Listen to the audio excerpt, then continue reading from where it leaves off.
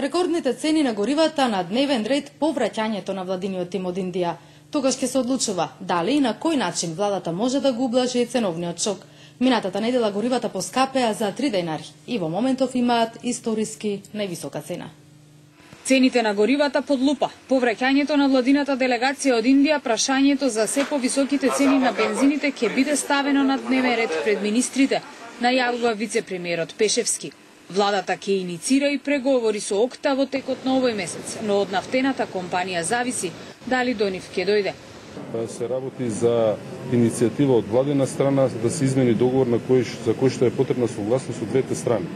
Значи, ќе биде релативно тешко да се натера своеволно од другата страна да прифати по-неповолни услови од оние што ги има сега. Пешевски вели дека дури и да се најде начин за интервенција во методологијата по која се утврдуваат цените на дериватите, нема да има драстично поевтинување во малопродажба.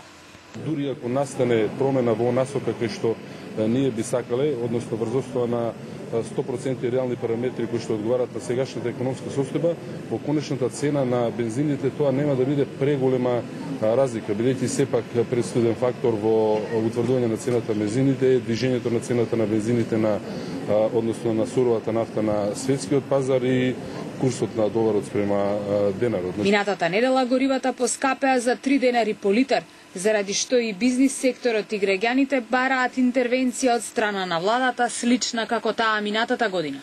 Лани владата го намали притисокот од високите цени на горивата со тоа што се откажа од дел од акцизата.